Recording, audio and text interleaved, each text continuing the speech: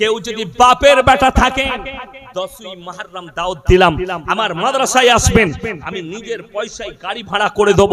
বর্তমান টাউনে যাবেন, আমি নাম করে বলছি, বর্তমান টাউনে বড় বাজার, সেখানে মুসলিমদের যুবক যুবতীরা সারা রাত মদ খেয়ে ডান্স করে, আর তাদের হাতে কলমা লেখা টানা। এদের থেকে বড় রাসূলের দুশমন, এদের থেকে বড় ইসলামের দুশমন পৃথিবীতে কোনো বেঈমান কাফির হতে পারে। আর আপনি বলছেন এটার নাম ইসলাম। 12ই রবিউল আউয়ালে ঈদ মিলাদুন নবীর জশ্ন বার করে হাওড়া জেলায় বাগনানে হুজুর আছে সেই মজমায় ডিজে গান বাজিয়ে মুসলিমদের যুবকরা ডান্স করেছে। এটা কোন হাদিসে আছে? আমি বলবো হুজুরের বাপের ক্ষমতা থাকে তা বার করে দেখাও। আমি মৌলভী শওকতের বেটা আমার গ্রামের ডিজে বার করব। কষ্টটা ওই জায়গায়।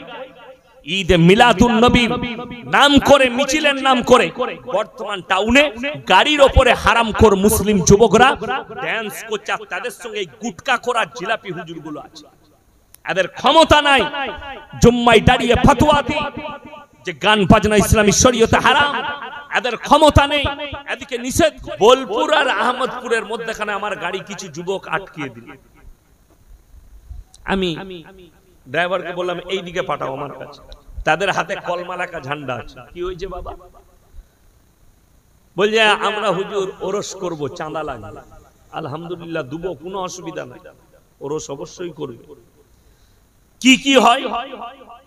প্রচুর ভিক্ষুককে আমরা খাওয়াই, গরিবরা এসে সেই দিনে সিন্নি খাই, তাদেরকে আমরা খিচড়ি বিরিয়ানি খাওয়াই। আর কি কি হয় বললে, বিহার থেকে উড়িষ্যা থেকে গোটা রাজ্যের মানুষ আসে। কি হয়? যে যা চাই সব কিছু পাওয়া যায়। বাবার মাজারে গিয়ে যে যা চাইবে সব পাবে। আমরা তাইলে তো তোমরা মূর্খ।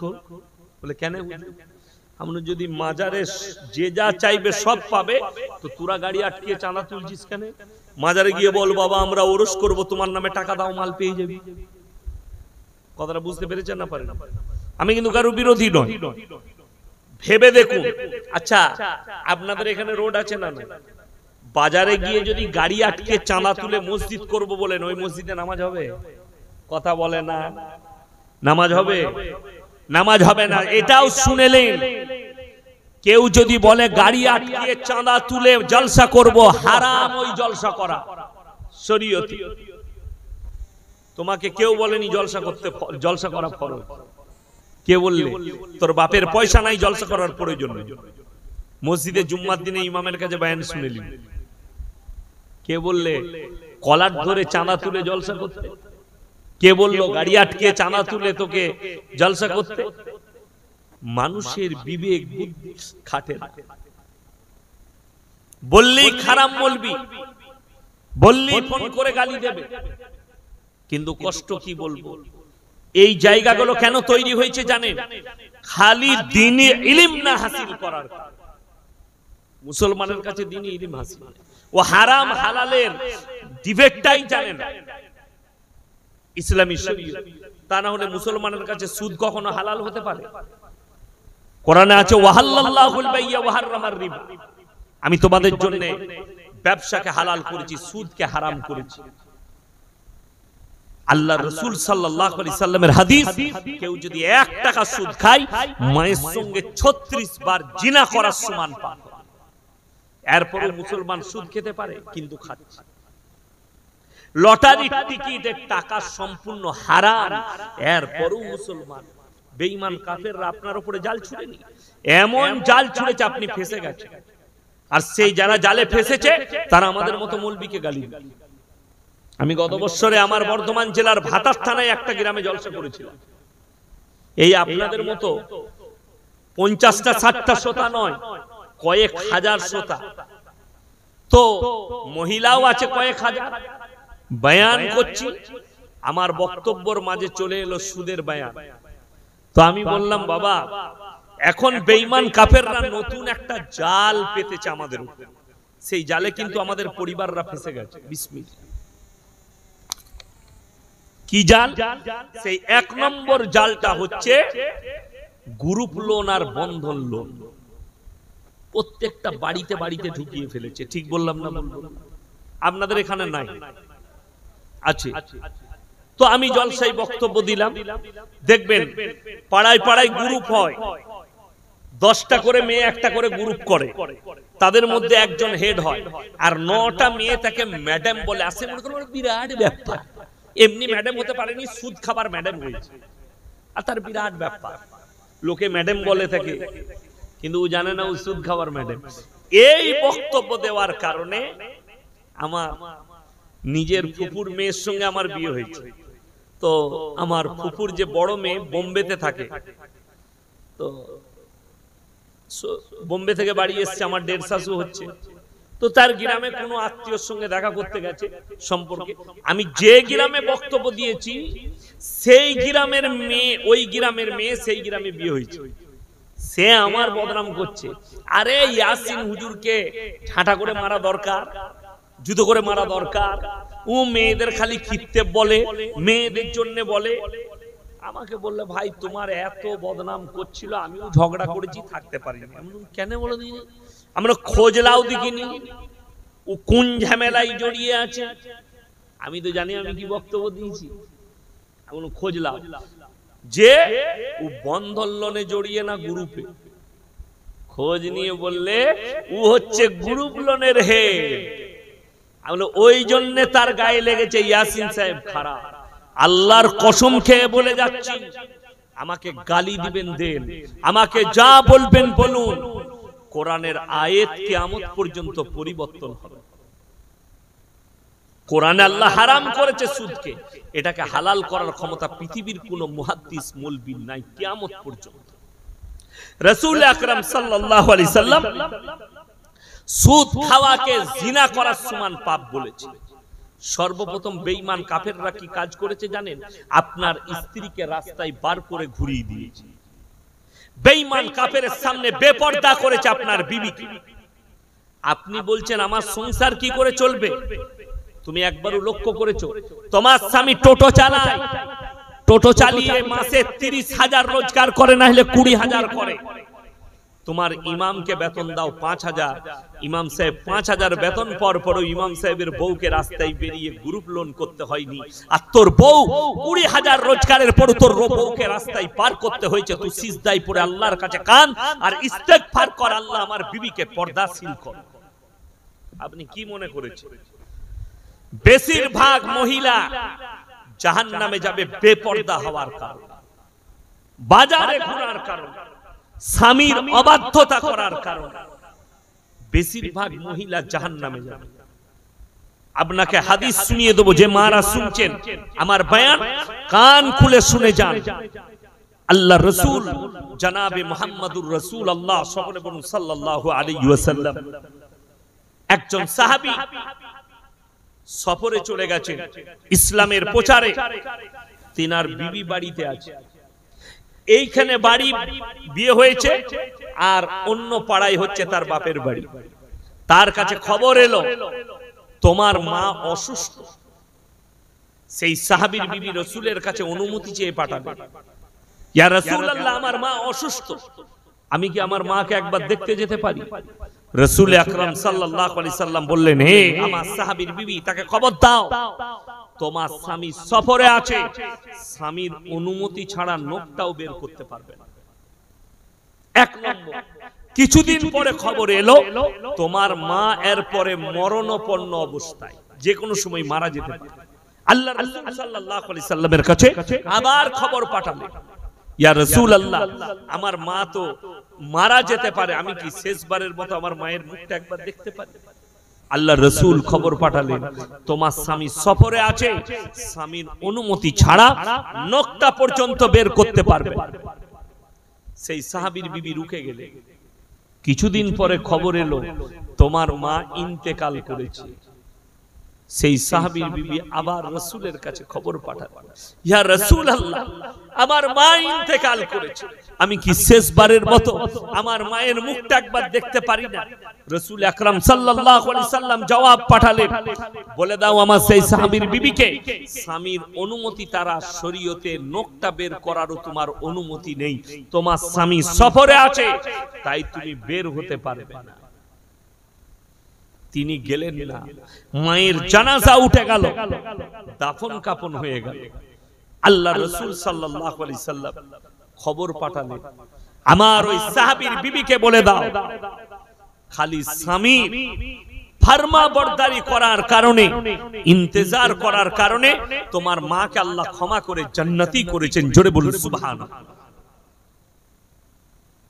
এরপর আমরা একটু লক্ষ্য করি, আমাদের দেশে এখন বর্তমানে কিছু মেয়ে তাদের স্বামীদিকে ভেড়া বানাইছে। ভেড়া ভেড়া জানেন, একটা ভেড়া যদি ঢুকে যায় সেদিকে সব ভেড়া ঢুকে পড়বে। ভেড়া বানিয়ে দিয়েছে, রাগ করবেন না। বউ স্বামীর অনুমতি নেবার প্রয়োজন মনে করেন, কোথায় যায়? ওই জায়গা যাও।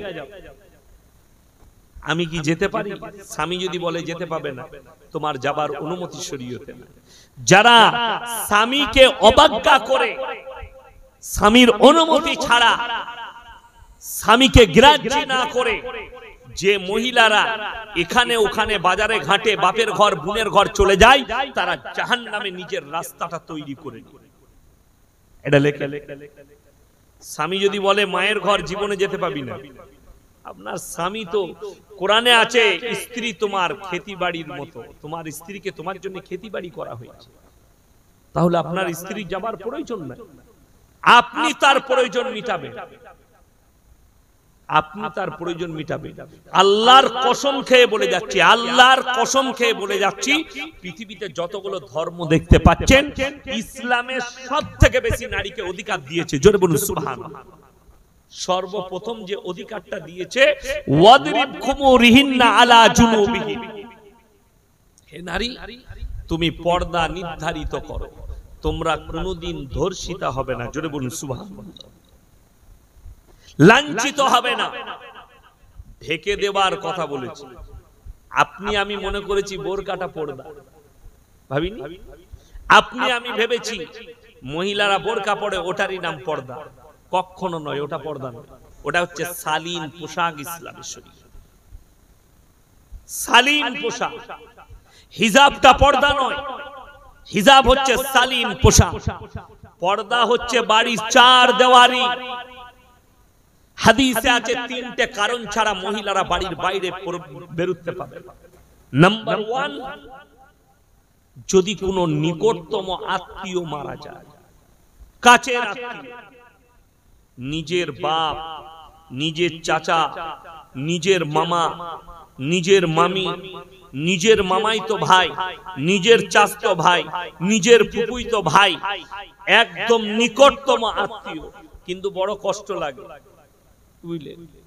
কোথায় কে মারা গেছে তমলুকে, ঠিক কুটুম বার করবে। আমরা অত কুটুম জানি না, মা বোনরা যা কুটুম জানে, ঠিক কিনা? ঠিক কুটুম বার করবে, তোর বাপের বোনের ফুপুর অমুকের তমুক করে ঠিক কুটুম বার করে দিবে। আপনি আর বলতে পারবেন না তাইলে আমাদের কুটুম হয়। এখনো আমি যদি কোথাও যাই আত্মীয় বাড়ি, আমি আমার গিন্নিকে জিজ্ঞেস করি কে হয় গো আমাদের সম্পর্কে। ওরা জানে, আমরা জানি না। পুরুষ মানুষরা সম্পর্ক জানি না, কিন্তু ওরা ঠিক মনে রেখেছে। আর যদি সম্পর্ক নাও থাকে, ঠিক সে কেঁচো কুড়ার মতো কুড়ে কুড়ে কুড়ে কুড়ে ঠিক আত্মীয় বার করবে। তোমার বোনের ননদের বিটির অমুকের তমুক হয়, যা বুঝে কর, আর কি বলতে পারবি? আত্মীয় টেনে বার করবে। ইসলামী শরীয়তে জায়েজ না। নিকটতম আত্মীয় মরলে তুমি পর্দার সহিত যেতে পাবে। নাম্বার 2, তোমার শরীর যদি গুরুতর অবস্থায় থাকে, অসুস্থ হয়, পর্দার সহিত ডাক্তারের কাছে যেতে পাবে। এবং যে কাপড়টার দ্বারাই, আমি বোরকা বলিনি, যে কাপড়টার দ্বারাই আপনি শরীর ঢাকবেন, বাইরে থেকে দেখে যেন বোঝা না যায় এর ভেতরে যে মহিলাটা যাচ্ছে তার শরীরের অঙ্গর ডিজাইনটা কেমন। এইটার নাম হচ্ছে পর্দা। এখন তো কোম্পানিরা বার করেছে নেমো খারামরা স্কিন টাচ বোরকা, পড়া আর না পড়া দুটোই সমান। ঠিক বললাম না? যারা দেওবন্দে উত্তরপ্রদেশে পড়াশোনা করেছে তারা জানে। আমরা যখন মাদ্রাসায় পড়তাম ইউপিতে, তখন শীতকালের দিনে আমরা লুঙ্গির ভেতরে লেগিংস পরতাম, স্কিন টাচ, পায়ের সাথে ঠান্ডার কারণে। এখন কিন্তু আমাদের দেশের মহিলারা এগুলো ওপেন পড়ছে। ঠিক বললাম না ভুল বললাম? আমরা লজ্জায় লুঙ্গির ভেতরে পড়তাম, আর এখনকার মা বোন ওগুলো ডাইরেক্ট পড়ছে। ইসলাম এটা নিষেধ করেছে, তোমার যেন শরীরের অঙ্গ পুরুষের চোখে না আসে, সেটার নাম হচ্ছে পর্দা। ওই রকম বোরকা পরতে হবে। তৃতীয় নম্বর, হজ ফরজ হলে হজ করতে যেতে পাবে। যদি স্বামী না থাকে, যার সঙ্গে বিবাহ হারাম, তার সঙ্গে হজ করতে যেতে পাবে। এইটা হাদিসে তিনটে এসেছে। বাজার আসেনি, বাজার ঘাট আসেনি, বিয়ে ঘর আসেনি। আমাদের দেশের নিয়ম আলাদা। আপনি নিজেকে মুসলমান বলে দাবি করছেন, রাতের বেলায় আমি চলে যাওয়ার পরে সমীক্ষা করবেন আমার পরিবারে ইসলামের কতগুলো কালচার আছে। আমি বলবো না আমি কেউ কি চিনি না, আপনারা আমাকে সবাই চিনেন। আপনার পরিবারে যারা মনে করছেন আমি মেয়েদিকে বাইরে যেতে রুকে যাচ্ছি, হ্যাঁ আমি মৌলবি শওকতের বেটা বলে যাচ্ছি, যদি তুমি তোমার বিবিকে জান্নাতে পেতে যাও, তোমার বিবিকে বাইরে বের করো না, বাড়ির চার দেওয়ারির ভেতরে রেখে দাও। যে নেমো খারামরা বলছে বিবিকে রাস্তায় বার করো, বাজারে যেতে পাবে, তাদেরকে জিজ্ঞেস করে লাও, যেদিন থেকে পর্দা ফরজ হয়েছে, আল্লাহর কসম, আল্লাহ নবী এবং সাহাবীর বিবিরা নিজের হুজরাখানা থেকে নকটা পর্যন্ত বের করেনি। জোরে বলুন সুবহানাল্লাহ। তুমি প্রমাণ দাও আমাকে, কোন নবীর বিবি বাজারে ঘুরে বেরিয়েছে, কোন সাহাবীর বিবি বাজারে ঘুরে বেরিয়েছে? না, নিষেধ ছিল বাইরে বেরোতে পারে। আপনারা জানেন, আমরা মনে করি মসজিদে মেয়েরা নামাজ পড়তে পাবে না। কে বলল পাবে না? নামাজ মেয়েরা মসজিদে পড়তে পাবে, কিন্তু শর্ত আছে। সেই শর্তগুলো পূরণ না হওয়ার কারণে জায়েজ নাই মসজিদে গিয়ে নামাজ পড়া। শর্ত, মেয়েদের মহিলাদের রাস্তা আলাদা হতে হবে, ছেলেদের রাস্তা আলাদা হতে হবে। সেই একই রাস্তায়, আপনার গ্রামে একটাই রাস্তা, মেয়েরাও আসছে ছেলেরাও আসছে, শেষকালে আপনার বিবি জিনায় লিপ্ত হবে, নারীরা জিনায় লিপ্ত হবে, ওই জন্য হারাম। আর মসজিদে যাওয়া লাগবে না। সিস্টেমেটিক্যাল আছে। নারীদিকে ইসলামে একটা বহুত বড় মর্যাদা দেওয়া হয়েছে, তাদের ইজ্জতের মর্যাদা দেওয়া হয়েছে। আল্লাহর নবী জনাবে মুহাম্মদুর রাসূলুল্লাহ সাল্লাল্লাহু আলাইহি সাল্লাম নিজের মাথার পাগড়িটা হাতেম তায়ের বিটির মাথায় চাপিয়েছে। সাহাবীরা বলেছেন, ইয়া রাসূলুল্লাহ, এটা মুশরিকের বিটি।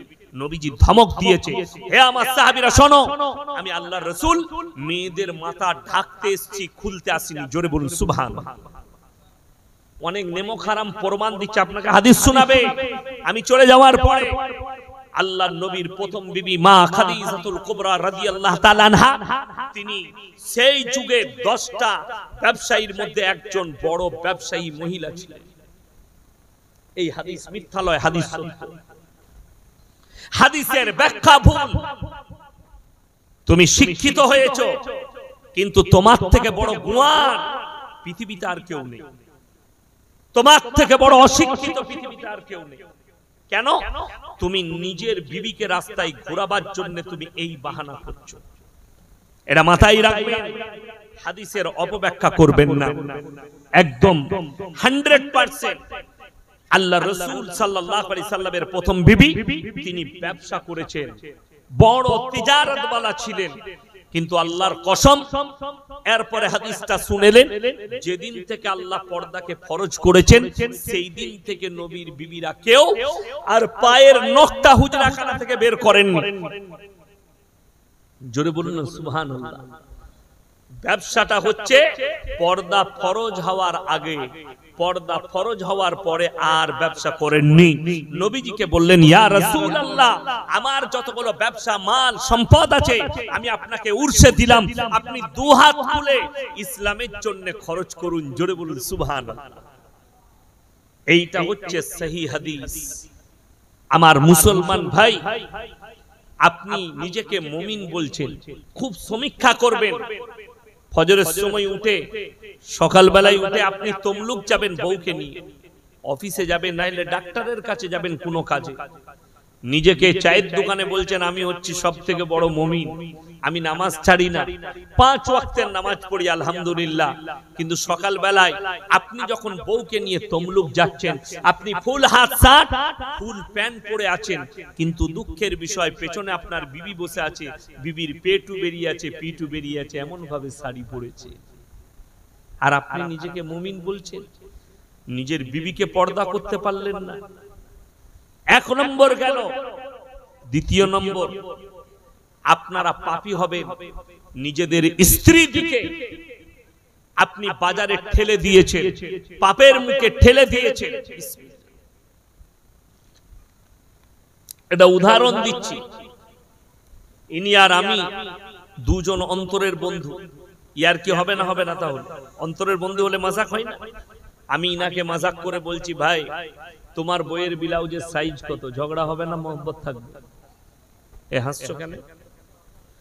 সঙ্গে সঙ্গে দ্বন্দ্ব হয়ে যাবে আমার ওপরে, উনি চটে যাবেন, সম্পর্ক ছিন্ন করবে। হাই রে মুসলমান, বন্ধু তোমাকে বলেছে তোর বইয়ের ব্লাউজের সাইজ কত, তুমি সম্পর্ক ছিন্ন করলে। অথচ তোমার বিবি বাজারে গিয়ে, তমলুক বাজারে গিয়ে বলছে, দাদা একটা পুরুষ মানুষ বসে আছে দোকানে, আমার একটা 40 সাইজের ব্লাউজ বার করুন তো। তখন তোকে লজ্জা লাগে? কথা বুঝাতে পারলাম? কথা বুঝাতে পারলাম? যদি বুঝে না আসে, ইউটিউবে রেকর্ডিং হচ্ছে, কালকে বয়ান ছাড়বে, আবার শুনে নেবেন। আমাকে গালি দেবার আগে আমি সূক্ষ্মভাবে বুঝিয়ে যাচ্ছি। আপনার বন্ধু বললে আপনি রেগে যাচ্ছেন, সম্পর্ক ছিন্ন। অথচ আপনার বিবি নিজের মুখে একটা দোকানিকে বলছে আমার 36 সাইজের ব্লাউজ দাও, তখন তোমার কোনো ইফেক্ট পড়ে না। তুমি ভেবে দেখো। আসল কথা কি জানেন? মুসলমান এত দুর্বল, এমন দুর্বল হয়েছে, বেঈমান কাফেরের আখলাকে এমন ভাবে ডুবে গেছে যে বিবি বলছে গো আমার শাড়ি লাগবে, ব্লাউজ লাগবে, টোটো করে তুই চলে যা কাজে যা। হারামখোর চায়ের দোকানে আড্ডা মারছে আর বউকে বাজারে ঠেলে দিয়েছে। তো তোর বউ পালাবে না, তা হুজুরের বউ পালাবে? বড় কষ্টের বিষয়।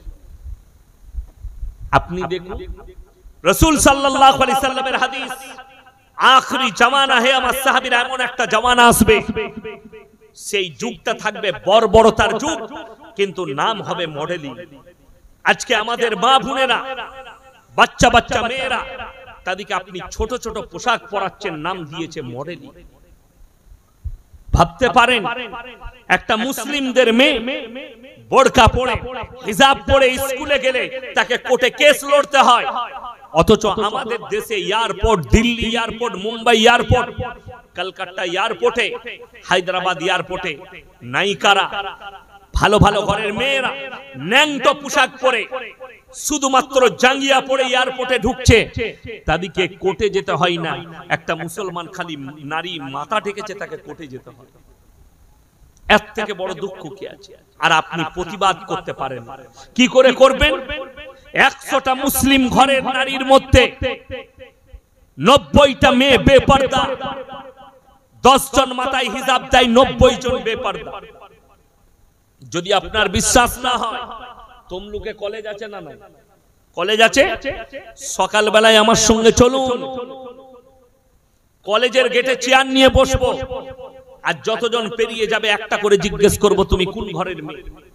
যখনই বলবে মুসলিম, আমি আপনাকে কসম খাবো না, চ্যালেঞ্জ ছুড়ে বললাম, যদি 100টা মুসলিমদের মেয়ে প্রবেশ করে, 95টা মেয়ে বেপরদা ভাবে নাংটা পোশাক পরে প্রবেশ করেছে। সেই মেয়েগুলো কাদের ঘরের মেয়ে? আপনার আমার সন্তান। তাদেরকে আপনি পর্দা দিতে পারলেন না। আপনার জানা আছে বাপের আর বড় ভাইয়ের দায়িত্ব ততদিন যতদিন না সেই মহিলার বিবাহ হচ্ছে।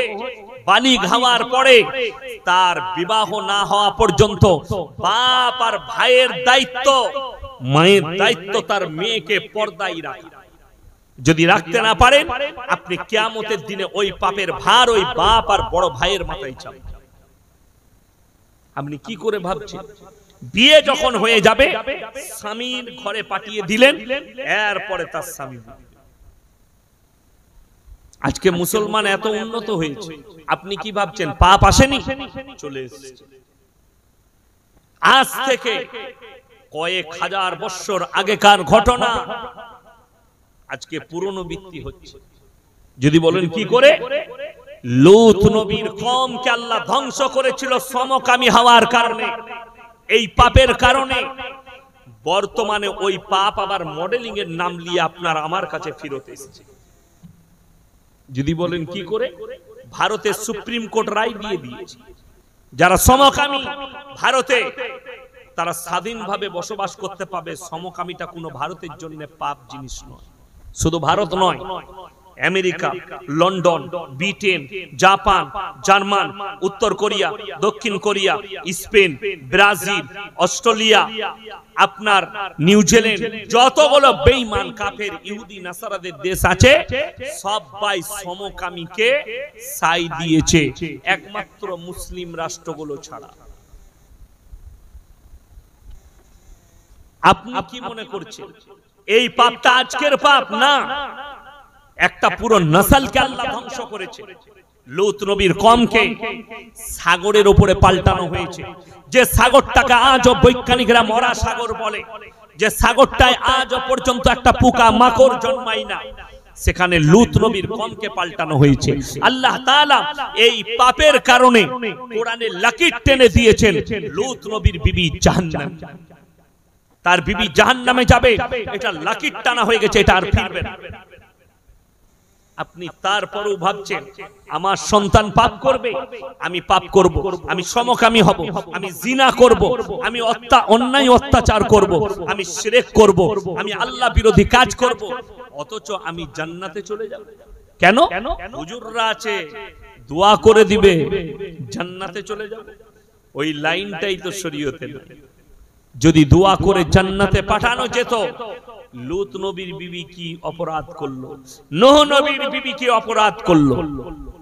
কোরআন খুলে দারাবাল্লাহু মাসালাল লিল্লাযীনা কাফারু ইমরাতা নূহিন ওয়া ইমরাতা লূত কানাতা তাহতা আবদাইনি মিন ইবাদিনা সালিহাইনি ফাকানাতাহুমা ফালাম ইউগনিয়ানহুমা মিনাল্লাহি শাইয়্যা ওয়া কিলা আদখুলান নার মা'আদ দাখিলিন। হে আমার নবী, পৃথিবীর মানুষকে বলে দাও আমি দুজন উলুল আজম নবী পয়গম্বর হাবিব পয়গম্বর নূহ নবী আর লূত নবী দুজনের বিবিকে জাহান্নামে দেব, তারা আটকাতে পারবে না। এটা কোরআন। আমি এই দুজন নবীর বিবিকে কিয়ামতের দিনে জাহান্নামে নিক্ষেপ করব, তারা পয়গম্বর হওয়ার পরেও চুপচাপ দাঁড়িয়ে থাকবে।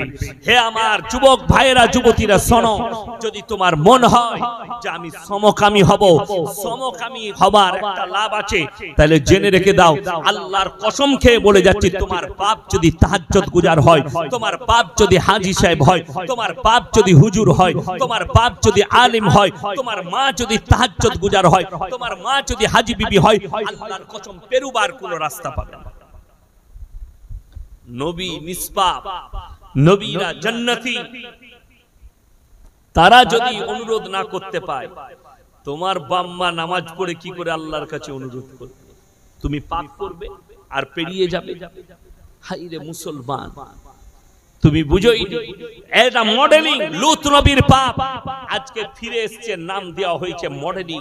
আর এই পাপে সব থেকে বেশি জড়িয়েছে শিক্ষিত। আপনি মনে করছেন আপনি 5 ওয়াক্তের নামাজ পড়ে জান্নাতে চলে যাবেন? আপনি মনে করছেন আমি এত নামাজ পড়ি, এত তাহাজ্জুদ গুজার পড়ি? আপনার জানা আছে শয়তানের থেকে বেশি সিজদা পৃথিবীতে কেউ করেনি। ঠিক বললাম না ভুল বললাম? ইবলিসের থেকে বেশি সিজদা তোমার 14 পুরুষে কেউ করেনি। তারপরেও ইবলিস জাহান্নামে যাবে। তোমার জানা আছে ইবলিস জাহান্নামে যাবে। এত ইবাদত করার পরেও, রাজা বান্দেগি করার পরেও আল্লাহ বললেন বেরিয়ে যাও আমার জান্নাত থেকে, লানাতুল্লাহি আলা ইবলিসা, ইবলিসের উপরে আল্লাহ লানত বর্ষিত। আর আপনি বলছেন আমি পাপের সাগরে ডুবে থাকবো, আমার পরিবার বাঁচাবো। আজকে লোক নামাজ পড়ে না কেন? আজকে লোক রোজা রাখে না কেন? আমাদের মতো এক শ্রেণীর আলেমদের জন্য, হুজুরদের জন্য। এরা তো ঠিকই নিয়েছে, নামাজ পড় বা না পড়, রোজা রাখ বা না রাখ, আল্লাহকে বিশ্বাস কর বা না কর, অবশ্যই আমাদেরকে নাজরানা দিবি, দাওয়াত দিবি। আমরা জানি যেভাবে মরবি মর, মিলাদ পড়িয়ে জান্নাতে যাবে। যাই না? আমাদের দেশে মিলাদ হয়, লোক মরে গেল কোথায়? বললে রাধামণি হাই রোডে মারা গেছে অ্যাক্সিডেন্ট হয়ে, 3 বোতল মদ খেয়ে অ্যাক্সিডেন্ট করেছে। বলে চিন্তা নাই, হুজুর আছে, বিসমিল্লাহ। আমাকেই দাওয়াত দিয়েছে, আমি এসে মিলাদের পরে দোয়া করছি, আল্লাহ তুমি একে জান্নাতুল ফিরদৌস দান করো, আল্লাহ তুমি শহীদের মর্তবা দাও। মিলাদ হয়ে গেল, দেশি মুরগি দিয়ে ভাত দিয়েছে। কি করে মরেছে বাপ? ছেলে খুব বদমাস, হুজুর 3 বোতল মদ খেয়ে অ্যাক্সিডেন্ট করে। তোবা তোবা, কাকে দিলাম বে জান্নাতে? আমাদের দেশে তো এরকমই বাজার চলছে। নামাজ পড়া লাগবে না, রোজা রাখা লাগবে না, মদ খাক, গাঁজা খাক, মদের ভাটিতে জীবন কাটা, হুজুরকে ডেকে মিলাদ পড়াও, জান্নাত রেডি। তোর হুজুরেরও বীজ মারবে, তোরও বীজ মারবে। তুই রেডি হয়ে যা, কবরে যা বুঝতে পারবি। বড় কষ্ট লাগে যদি বলেন হুজুর আমার ছেলে মদের ভাটিতে জীবন কাটিয়ে মারা গেছে, তার জন্য কি আমি দোয়া করতে পাবো না? আমি বলবো না, আমি ইয়াসিন বলবো না, কোরআনকে জিজ্ঞেস করলেই আপনি পাবেন। যদি বলেন কোরআনে কোথায় জিজ্ঞেস করব, কোরআন খুলেন, বুখারী শরীফের হাদিসে আছে, রাসূল আকরাম সাল্লাল্লাহু আলাইহি ওয়াসাল্লামের কাছে খবর এলো, ইয়া রাসূলুল্লাহ, ইয়া হাবিবাল্লাহ, আপনার চাচা যান যেন মৃত্যুর শয্যায় আছেন, যে কোনো সময় মারা যাবেন।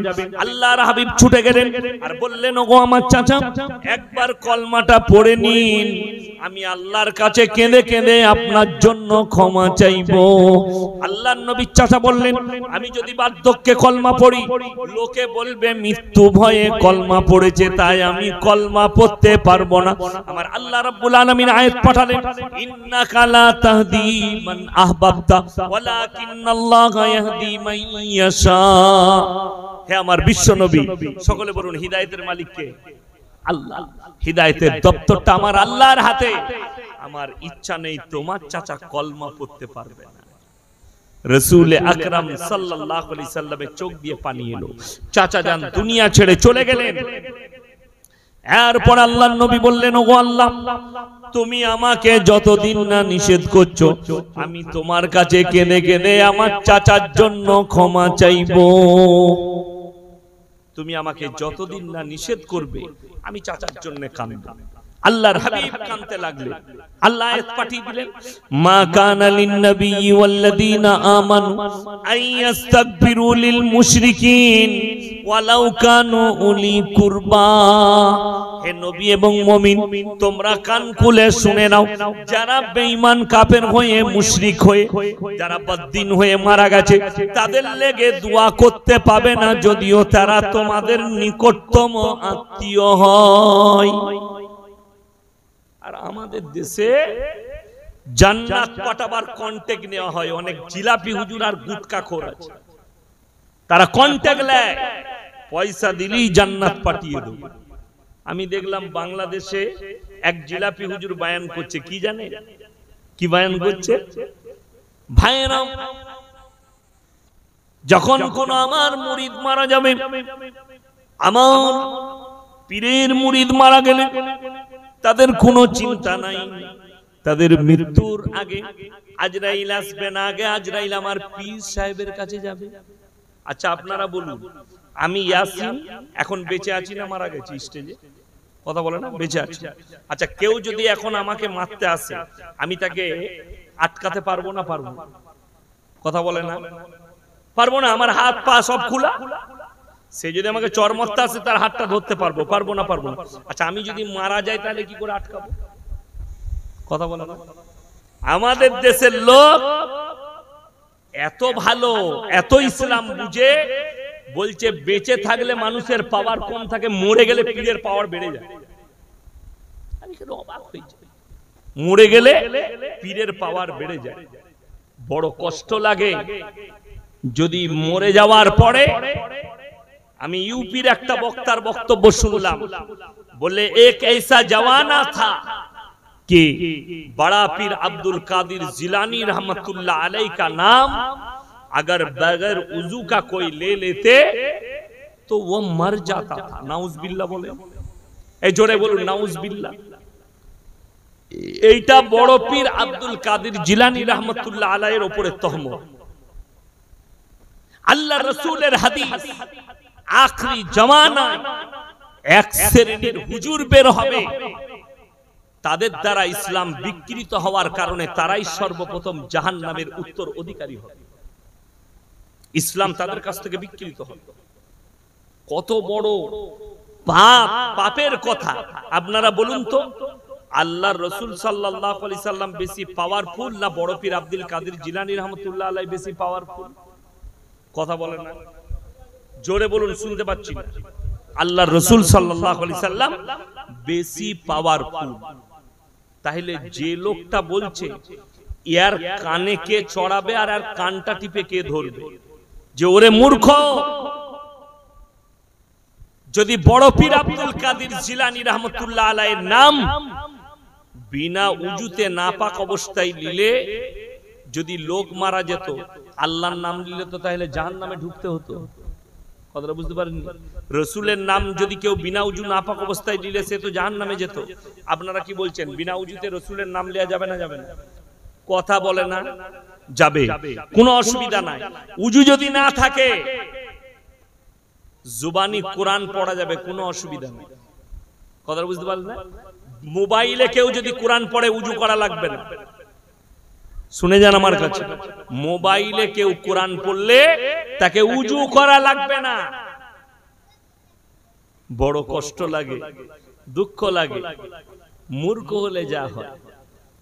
এখনই বলুন, এই কিছু জিলাপি হুজুর এই বক্তব্য শুনবে, দিয়ে বলবে বড় পীর আব্দুল কাদের জিলানী রাহমাতুল্লাহ আলাইহিকে ভালোবাসে না, ওরে হারাম কর, তোর থেকে বেশি ভালোবাসে, তোর থেকে বেশি মহব্বত আছে আমার দিলে। কেন? আমরা নবীকে ছোট করি না, এটা রাসূলকে ছোট করা। এটা কে বুঝাবে, কে শোনাবে? আমি এই দেখেন, এই গাছটা কাপড় দিয়ে লেপটিয়েছে না লেপটিয়েছে, জলসা হচ্ছে বলছে। আমি হুগলি ডিস্ট্রিক্টে এক জায়গায় জলসাই গেলাম, তারকেশ্বরের কাছে, তো আমার জলসা আছে, আমি প্রধান বক্তা, লাস্টে গেলাম, প্রচুর লোক। এইরকম ভাবি একটা গাছ স্টেজের পাশে লেপটানো আছে, কাপড় গুড়াতে, সেই কাপড়টা কিন্তু কি লেখা আছে, লেপটানো আছে। তার গুড়াই দেখছি মাটির ঘোড়া রাখা আছে, আগরবাতি, মোমবাতি। আমি মনে মনে চিন্তা করলাম, আল্লাহ, স্টেজে গিয়ে বললাম, বাবা আপনাদের এই হুগলি ডিস্ট্রিক্টে এই গ্রামে হিন্দু মুসলিমদের প্রচুর মহব্বত। বলে কেন হুজুর? আমি এই যে ওইখানে ওরা পুজো করে আর তোমরা এখানে জলসা করছো। ওই যে হুজুর মালটা আমাদেরই। আমি তোরা কি করিস? বলে ওখানে বুড়ো পীর সাহেব আছে। ইমানদারির সঙ্গে বলবেন, ইমানদারির সঙ্গে বুকে হাত দিয়ে বলবেন, একটা অমুসলিম ভাই মাটির মূর্তি তৈরি করে পুজো করে, আমরা সেটাকে শিরক বলি না? বলি না? কথা বলেন, শিরক। যদি এটা শিরক হয়, তুমি গাছতলায় মাটির ঘোড়া রেখে সিজদা করবে, এটা কি করে জায়েজ হতে পারে? আল্লাহর কসম খেয়ে বলে যাচ্ছি, যদি কবরে সিজদা করা জায়েজ হতো, সব থেকে প্রথমে রাসূল আকরাম সাল্লাল্লাহু আলাইহি সাল্লামের কবরে হতো, ঠিক কি না? আল্লাহর রাসূলের কবরে সিজদা নেই। কবরে চাদর চড়ানো জায়েজ হলে সব থেকে প্রথমে আল্লাহর রাসূলের কবরটা তোমার মতো টেনা চাদর নয়, হিরে মতি মুক্ত চাদরে ঢেকে যেত, ঠিক কি না? কথা বলেন, জোরে বলুন সুবহানাল্লাহ। রাসূলের কবরে জায়েজ নেই। পৃথিবীর আর কোন মৌলবি মোল্লা পীর ফকিরের কবরের জন্য চাদর চলবে না। আজকে মেদিনীপুরের একজন যুবক ফোন করেছে, তারা বুঝতে পারলাম 4-5 জন আছে, বলছে আপনাকে বলতে হবে কিয়াম করা চলবে কি চলবে না। আমি বললাম ভাই কতবার বলবো, আমার বয়ান শুনেলেন, আমি কিয়াম করি না, আমার কাছে কিয়াম চলবে না। তো সে আমাকে বলছে আমাকে দলিল দিতে হবে। আমি বললাম আচ্ছা তোমার কাছে দলিল আছে? বলে হ্যাঁ। আমি বললাম একটা হাদিস দিতে বলো তোমার হুজুরকে, একটা হাদিস। কিয়াম শব্দের অর্থ অনেকে জানে না, শুনেলেন, তার মানে হচ্ছে দাঁড়ানো। কিয়াম করা ফরজ কোথায়? নামাজে। কথাটা বুঝতে পেরেছেন? কিয়াম করা ফরজ নামাজে। কিয়াম শব্দের অর্থ হচ্ছে দাঁড়ানো। এরপর চলুন, বলছে কিয়ামে দাঁড়ায়নি, এরা বেয়াদব, এরা কাফের হয়ে গিয়েছে। তাইলে আমি 1 মিনিটের লেগে বলে দিই। বলছেন যখন আমরা মিলাদ মাহফিল করি, মিলাদ করি গুটকাখোরের বয়ান, আমরা যখন মিলাদ করি মাহফিল করি, তখন মজমার মধ্যে আল্লাহর রাসূল হাজির হয়ে যায়। তো আল্লাহর রাসূল যদি মিলাদে হাজির হয়, আল্লাহর রাসূল যদি তোমার জলসা ইসালে সওয়াবে হাজির হয়, তাহলে হারাম কর তুই বসে বসে কি করে বয়ান করিস বে নবীর সামনে? কথাটা বুঝতে পেরেছেন না পারেন? তুমি চোর ধরা পড়ছ, নাইলে প্রমাণ তুই কি করে জানলি আল্লাহর নবী হাজির হয়ে গেল তোর মজমা? বড় কষ্ট লাগে। সেই হুজুর যে বলছে দাঁড়িয়ে নবীকে দরুদ পাঠাইনি বলে ইয়াসিনকে লাথি মারো, সেই খৈনিখোর জলসায় বয়ান করছে, স্টেজে চেয়ারে বসে 100 বার দরুদ পাঠ করেছে, আল্লাহুম্মা সাল্লি আলা সাইয়্যিদিনা মাওলানা মুহাম্মদ। তো তুই তখন দাঁড়ালি না কেন? তুমি বললে বসে বসে, ওটা বিয়াদবি নয়। আমি চ্যালেঞ্জ ছুড়ে বলে গেলাম, স্টেজে আছি, কেউ যদি প্রমাণ আনতে পারে হাদিস থেকে নিয়ে আসুন, কোন দ্বন্দ্ব লয়। যে লফজগুলো কিয়ামে বলা হয় ওইগুলো হাদিসে কোথায় আছে? বুখারী, তিরমিজি, আবু দাউদ, ইবনে মাজাহ, নাসাই শরীফ। একটা যদি কেউ প্রমাণ দিতে পারে, আমি মৌলভী শওকতের বেটা জীবনে আর বক্তব্য দেব। আর কিয়াম করা ফরজ। আবার বলছি, কিয়াম শব্দের অর্থ হচ্ছে দাঁড়ানো, নামাজে ফরজ। আল্লাহ রাসূল সাল্লাল্লাহু আলাইহি সাল্লামের উপরে দরুদ পাঠ করো। সবাই একবার বলুন সাল্লাল্লাহু, আরো জোরে বলুন সাল্লাল্লাহু আলাইহি ওয়াসাল্লাম। নবীর উপরে দরুদ যখন তখন পড়তে পারে। আপনি শুয়ে আছেন, আপনি একটা বই পড়ছেন শুয়ে শুয়ে। আমরা বই পড়ি না কখনো কখনো, বাংলা কোনো আলেমের লেখা বই পড়ছেন, কোনো হুজুরের লেখা বই পড়ছেন, সেখানে আল্লাহ রাসূল সাল্লাল্লাহু আলাইহি সাল্লামের নাম এলো, যখন এলো আপনি শুয়ে শুয়ে বলবেন সাল্লাল্লাহু আলাইহি সাল্লাম, নবীর উপরে দরুদ পাঠ হয়ে গেল। তো বই পড়ার সময় যদি শুয়ে পড়া যায়, শুয়ে শুয়ে কোরআন পড়লে যদি ওইখানেই পড়া যায়, দরুদ পড়া যায়, আর ইয়াসিন জলসায় দাঁড়াইনি বলে একে লাথি মারতে হবে, তোমার বিবেককে জিজ্ঞেস করো। আমি কিন্তু বিতর্কিত বক্তা নয়, বিতর্ক যারা করে তাকে আমি ছেড়ে কথা বলি।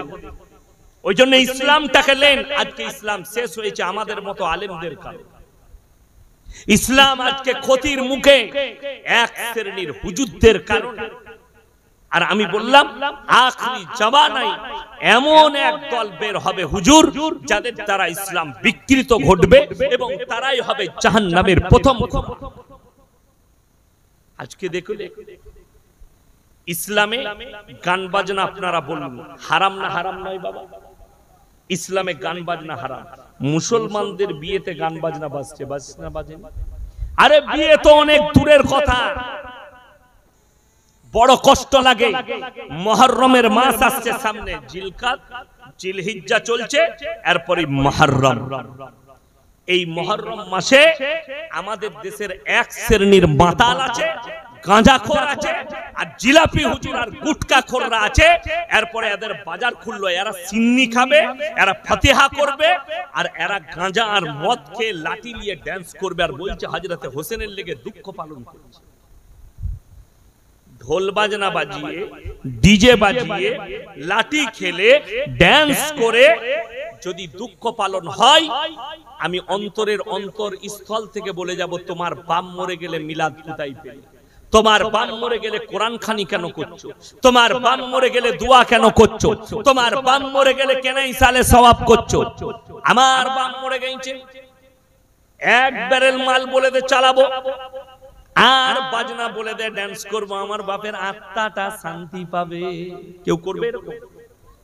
তোর বাপ মরে গেলে মিলাদ করবি, তোর বাপ মরে গেলে কোরআন খানি। আর আল্লাহর নবীর জলিলুল কদর সাহাবী হযরতে হোসেন রাদিয়াল্লাহু তাআলা আনহু কারবালার প্রান্তরে শহীদ হয়েছে, আর তুমি মদ খেয়ে ড্যান্স করবে?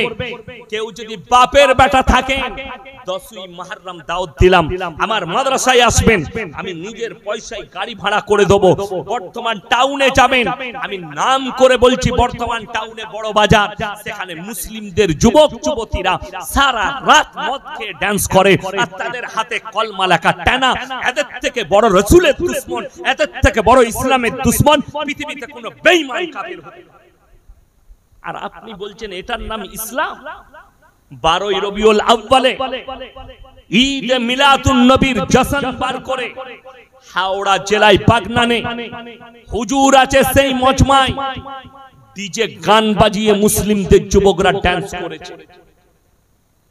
এটা কোন হাদিসে আছে? আমি বলবো হুজুরের বাপের ক্ষমতা থাকে তা বার করে দেখাও। আমি মৌলভী শওকতের বেটা আমার গ্রামের ডিজে বার করব। কষ্টটা ওই জায়গায়। ঈদ মিলাদুন নবীর নাম করে, মিছিলের নাম করে বর্তমান টাউনে গাড়ির ওপরে হারামখোর মুসলিম যুবকরা ড্যান্স করছে, তাদের সঙ্গে গুটকা করার জিলাপি হুজুরগুলো আছে। এদের ক্ষমতা নাই জুম্মায় দাঁড়িয়ে ফতোয়া দিয়ে যে গান বাজনা ইসলামী শরীয়তে হারাম, এদের ক্ষমতা নেই এদিকে নিষেধ করি, আর আমরা করলে হারামখোররা আমাদেরকে গালি দেয়। আমি কারুর বিরুদ্ধে নয়, আপনি নিজে বলুন ইসলামী শরীয়তে গান বাজনা জায়েজ কিনা। আপনারা নিজেরা বলছেন হারাম, তাইলে মুসলমান কি করে একজনের দুঃখ মৃত্যুতে গান বাজনা করতে পারে, কি করে একজনের মৃত্যুতে নাচ গানা করতে পারে? এটা আপনাদের বিবেককে জিজ্ঞেস করুন। আমি নিষেধ করতে আসি, বড় কষ্টের বিষয় এগুলো, আমাদের কাছে দুঃখের বিষয়। আমরা আলেম আল্লাহর কাছে এই প্রতিবাদ না করলে আল্লাহর কাছে কি জবাব দেব? আল্লাহর কাছে কি জবাব দিয়ে দাঁড়াবো? মুহররমের মাস আপনি কি রোজা রেখেছেন? মুহররমের মাস আপনি কি নামাজের পাটিতে দাঁড়িয়ে কেনেছেন আল্লাহর কাছে? যে আল্লাহ রাব্বুল আলামিন যারা হযরতে হোসেন রাদিয়াল্লাহু তাআলা আনহুকে শহীদ করেছে, কিয়ামতের দিনে তুমি তাদেরকে পাকড়াও করো। কেনেছেন, রোজা রেখেছেন, খোদা না খাস্তা তুমি মদ খেয়ে নাচছো, আর সেই দিনটা যদি কিয়ামতের দিন হয়, তুমি কি জান্নাত পাবে ভেবে দেখেছো? হেই রে মুসলমান যুবক, তুমি মদকে হালাল করে ফেললে, তাও একটা ভালো দিনে, তাও একটা মুহররমের দিনে। বিল ইত্তেফাক হযরতে হোসেন রাদিয়াল্লাহু তাআলা আনহু শহীদ হয়েছেন কারবালার প্রান্তরে। কষ্টটা ওই জায়গায় লাগে। তুমি কার অনুসারী? বেঈমান কাফের। আপনারা ভেবে দেখুন, আমাদের দেশে ক্রিকেট টুর্নামেন্ট হয় না, ফুটবল টুর্নামেন্ট হয় না, সেই খেলাতে যারা জিতে যায় তারা নাচে না, যারা হেরে যায় তারা নাচে। যারা জিতে তারা নাচে, তাইলে ভেবে দেখুন যারা গান বাজনা করছে এরা কোন দলের হতে পারে? হযরতে হোসেন শহীদ হয়েছে, তার লেগে তো আমাদের দুঃখ হওয়া দরকার, ঠিক কি না? মনে ব্যথা লাগবে। হযরতে হোসেন রাদিয়াল্লাহু তাআলা আনহু আল্লাহর নবী সাহাবী, শুধু নামাজে একা নয়, নামাজের সাথে সাথে নবীজিকে দেখেছেন, নবীজিকে অনুসরণ করেছেন, অনুকরণ করেছেন, তাই তিনিও হচ্ছেন জলিলুল কদর একজন সাহাবী। সেই সাহাবী দুনিয়া থেকে শহীদ হয়ে যাচ্ছেন, তার লেগে দুঃখ পালন করা বাদ দিয়ে আপনি আমি কি করছি যে না দুঃখ পালন নয়, গান বাজনা করে দুঃখ পালন করব। আমার ভাই আপনি করুন, আপনাকে নিষেধ করতে আসি। আমি খালি দোয়া করব আল্লাহ যেন আপনাকে হিদায়াত প্রাপ্ত করে, বলুন আমিন। আজকে মানুষ শিরক কি বুঝে? আপনি কবরের সামনে গিয়ে চাইছেন, বেকা গাছের সামনে গিয়ে চাইছেন।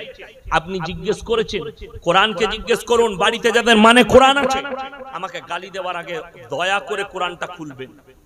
যদি মানেটা ভুল বলে থাকি, তাফসীর ভুল বলে থাকি, আপনি আমাকে ফোন করবেন, দিয়ে গালি দিবেন।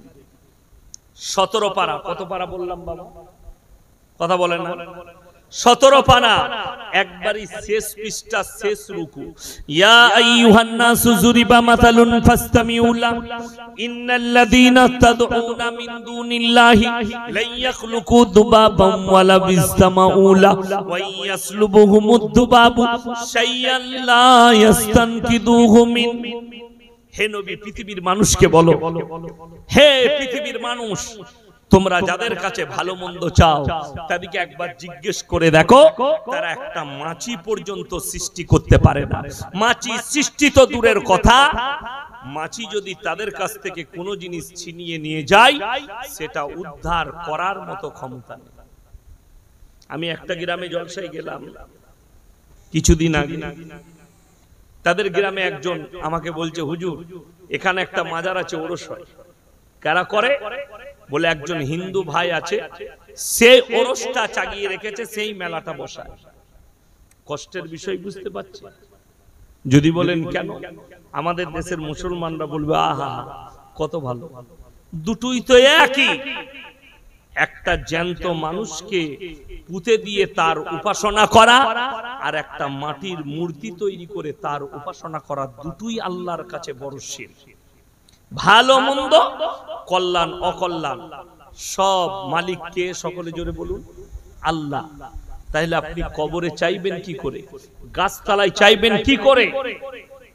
যার কাছে কবরে গিয়ে মাজারে চাইছেন তার নিজস্ব ক্ষমতা নাই উঠে দাঁড়ায়, সে আপনার কি করে উপকার করতে পারে?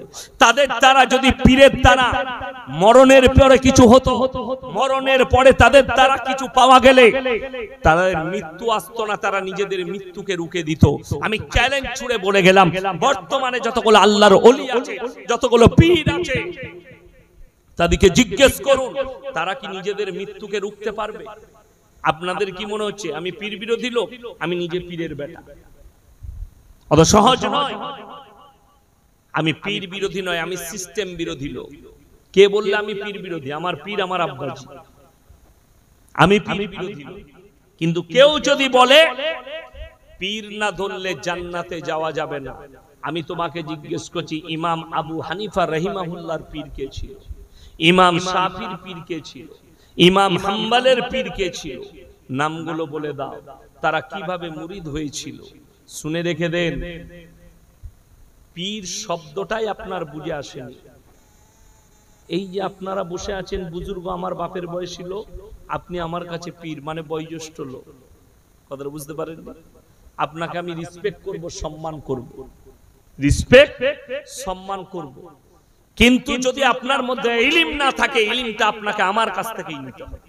আপনি আমার থেকে বুজুর্গ হতে পারেন, আপনি আমলের দিক দিয়ে আমার থেকে বেহতার হতে পারেন, আপনার জিকির আজকার নামাজ আমার থেকে ভালো হতে পারে, কিন্তু ইলম আমার থেকে ভালো হতে পারে না, যেহেতু আপনি একজন সাধারণ আর আমি একজন আলেম। আপনাকে ইলমটা আমার কাছ থেকে নিতে হবে। এইটারই খুলাসা আপনি যদি আমার চ্যানেলটা খুলেন ওইখানে পাবেন। দারুল দেওবন্দের মুফতি ইউসুফ সাহেব তাওলি আর মুফতি সালমান মনসুর পুরি, আমি প্রশ্ন করলাম, হযরত कुछ लोगों ने ये कह रहा है कि हाजी इमदादुल्लाह मुहाजिर मक्की रहमतुल्लाह अलैह, उनका खनका में तो मिलाद होती थी और क़याम भी होता था, इनका निवारण क्या है? उन्हीं उत्तर दिले कि रशीद अहमद गंगोही रहमतुल्लाह अलैह से किसी ने पूछा कि आपका जो पीर है उनके खनका में मिलाद भी होती है और क़याम भी होता? तो उन्होंने जवाब ये दिया कि भाई हाजी साहब को अगर मसला लेना है तो हमसे ही लेना पड़ेगा, हाजी साहब को फतवा लेना तो हमसे ही पड़ेगा। এটার মতলব হচ্ছে যে হাজি সাহেবকে ফতোয়া নিতে গেলে আমাদের কাছেই আসতে হবে। হাজি ইমদাদুল্লাহ মুহাজির মক্কি রাহমাতুল্লাহ আলাইহি তিনি মিলাদ করেছেন বলে এটা শরীয়তের দলিল নয়। তিনার খানকায় কিয়াম হয়েছে এটা কখনো দলিল নয়। দলিল হবে রাসূল আকরাম সাল্লাল্লাহু আলাইহি সাল্লামের হাদিস আর সাহাবীদের আখলাক আর চরিত্র হচ্ছে দলিল আপনার আমার জন্য। চলার মডেল সাহাবীরা, আমাদের চলার পথ রাসূল আকরাম সাল্লাল্লাহু আলাইহি সাল্লামের হাদিস এবং কোরআন। যদি এর বাইরে কিছু থাকে সেগুলো বেদাত। আপনাকে বর্তমানে বলে দিই, এমন কিছু জিনিস আমাদের কাছে পৌঁছে গেছে আপনি অবাক হবেন, আপনি পালন করছেন অথচ শরীয়তে না। কেউ যদি বলে দিতে পারে আমাদের বিয়ে একটাও সুন্নত তরিকায় হয় না, ঠিক বললাম না ভুল বললাম? যদি বলেন সুন্নত তরিকা কি, সুন্নত তরিকা 7 থেকে 10 জনের বেশি নিয়ে যেতে পাবেন না। ছেলের বিয়ে দিতে 7 থেকে 10 জন, আর আমাদের নিয়ে যায় কজন? 150 জন, 200 জন, 100 জন। ঠিক বললাম না ভুল বললাম? এটা কেউ প্রমাণ দিতে পারবে না কোনো মৌলবি যে বরযাত্রী নিয়ে যেতে হবে 100, 150, 200, 300। এটা তো ছেলের বাপের চালাকি। বলে হুজুর বলেছে পণ নিয়ে যাবেন, আমি পণ লুবো না 1 টাকাও, কিন্তু আমি 300টা বরযাত্রী নিয়ে আসবো, মানে তোর 20টা এরকম করে মারবো না, গুড়িয়ে মার, টাকা লুবো না, ওইদিকে মেরে দেবো।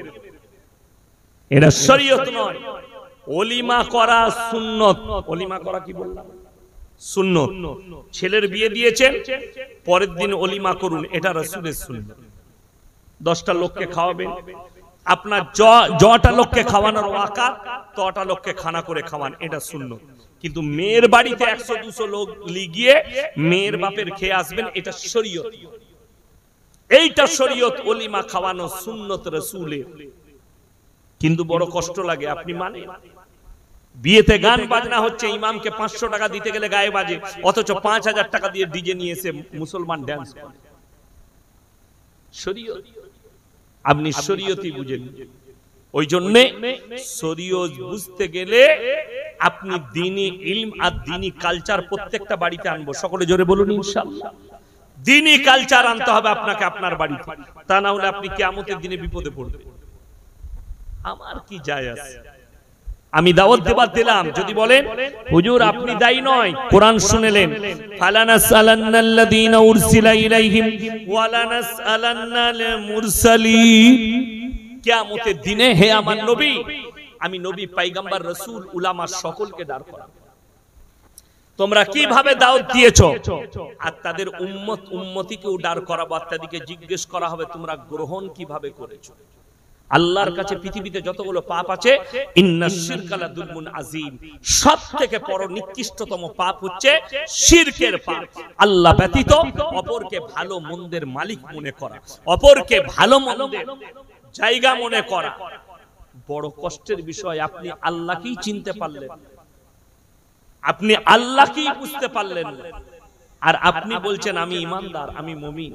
বেঈমান কাফেররা ওই জন্য সুযোগ পেয়েছে আপনার কাছে পাপগুলো ঠেলে দিবা। আজকে দেখলে সমকামিতা এসছে, মডেলিং বলে মানুষ আজকে জিনা করছে, অথচ আমরা বুঝতে পারি না যে জিনাগুলো কিভাবে হচ্ছে। জিনার নামগুলোই বেঈমান কাফেররা পাল্টি দিয়ে, তারা নাম দিয়েছে কি রিলেশনশিপ, তারা নাম দিয়েছে ভ্যালেন্টাইন ডে, কাজ হচ্ছে জিনা করা। তারা নাম দিয়েছে রোজ ডে, কাজ হচ্ছে জিনা করা। তারা নাম দিয়েছে চকলেট ডে, কাজ হচ্ছে জিনা করা। তারা নাম দিয়েছে কিস ডে, কাজ হচ্ছে জিনা করা। আর রাসূলের হাদিস, কিয়ামত যখন কাছে আসবে বুঝতে পারবে রাস্তাঘাটে কুকুরের মতো নারী পুরুষ জিনা করতে লাগে। আজকে বর্তমানে সে সময়টাই চলে এসেছে। আপনারা কি মনে করছেন পতিতালয়ে জিনা বেশি হয়? বর্তমান যুগে সব থেকে বড় জিনা করার জায়গা হচ্ছে পার্কগুলো, অবাধে নারী পুরুষ মিলামিশা করছে। আল্লাহ তাদেরকে হেফাজত করুক, বলুন আমিন। আল্লাহ তাদের জানের মালের ইজ্জতে আল্লাহ হেফাজত করুক। ভাই সকলে নিয়ত করেন 5 ওয়াক্তের নামাজ আজ থেকে পড়বো। সকলে হাত তুলে বলুন ইনশাআল্লাহ। প্রত্যেকটা যুবককে বলবো পাপ থেকে নিজেকে মুক্তি করুন, ভালো জায়গায় বসার চেষ্টা করুন যেখানে আপনি কিছু পাবেন। যাদের বাড়িতে ইসলামিক কালচারের কোনো কিতাব নাই কিনে নিয়ে আসুন। মায়েদের হাতে মায়েদিকে পর্দায় রাখুন, বিবিকে পর্দায় রাখুন, সন্তানকে পর্দায় রাখুন। বড় কঠিন হবে কিয়ামতের দিনটা। একটা হাদিসে আছে জমিনটাকে আল্লাহ এত তাতাবেন তামার মতো কালার ধারণ করবে, কিন্তু যারা ঈমানদার মুমিন হবে তারা আল্লাহর আরশের ছায়া পাবে। রাসূলের হাতে হাউজে কাউসার আল্লাহ যেন আমাদের সকলকে দান করেন, বলুন আমিন। আপনারা আমার জন্য দোয়া রাখবেন, আমি আপনাদের জন্য দোয়া রাখি। হায়াত বাকি তো মুলাকাত বাকি। আমিন। ওয়া আখিরু দাওয়ানা আনিল হামদুলিল্লাহি রাব্বিল আলামিন। সবাই দুরূদ শরীফ পড়ুন। আল্লাহুম্মা সাল্লি আলা। আচ্ছা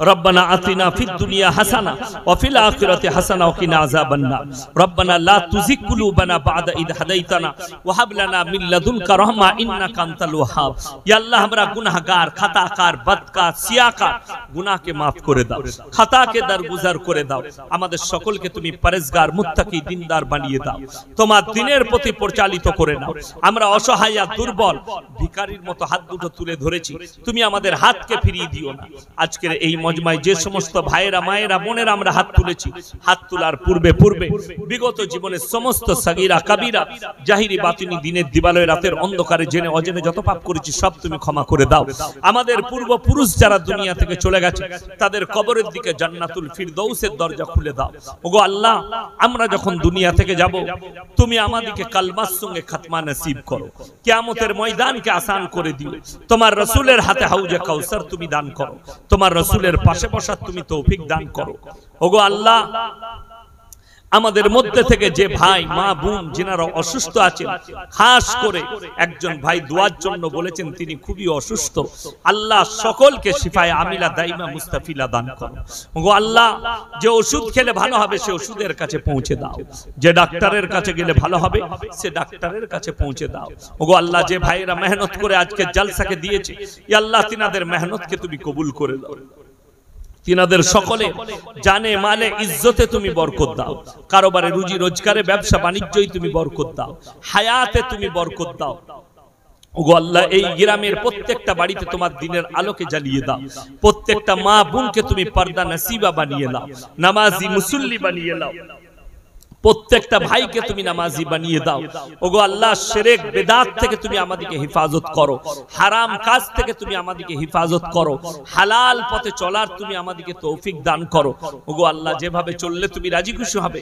সেইভাবে তুমি আমাদেরকে পরিচালিত করে নাও ওগো আল্লাহ যে সমস্ত ভাই মুমিনিন মুমিনাত মুসলিমিন মুসলিমাত দুনিয়া থেকে চলে গেছে কবরবাসী হয়ে গেছে আল্লাহ তুমি কাদের কবরকে সুখময় বানিয়ে দাও জান্নাতের টুকরো বানিয়ে দাও ওগো আল্লাহ খাস করে গাজা ফিলিস্তিনের নিরীহ মুসলমানদেরকে হেফাজত করো যে সমস্ত গাজার শিশুরা মারা গেছে তাদেরকে জান্নাতের বাগিচায় রেখে দাও যে সমস্ত ভাইয়েরা গাজা ফিলিস্তিনের শহীদ হয়েছে আল্লাহ তুমি তাদেরকে জান্নাতের আলা থেকে আলা মুকাম দান করো জান্নাতুল ফিরদৌস দান করো ওগো আল্লাহ শহীদের মর্তবা দাও আল্লাহ আমাদের এই টুটি ফুটি দোয়াকে হুজুর পাক সাল্লাল্লাহু আলাইহি সাল্লামের সদকে তুফেলে কবুল করে নাও রব্বানা হাবলানা মিন আজওয়াজিনা ওয়া যুররিয়াতিনা কুররাতা আয়ুন ওয়াজআলনা লিল মুত্তাকিনা ইমামা রব্বানা ওয়ালা তুহাম্মিলনা মা লা তাকাত লানা واعف عنا واغفر لنا وارحمنا أنت مولانا فانصرنا على القوم الكافرين وصلى الله تعالى على خير خلقه محمد وآله وأصحابه أجمعين برحمتك يا أرحم الراحمين السلام عليكم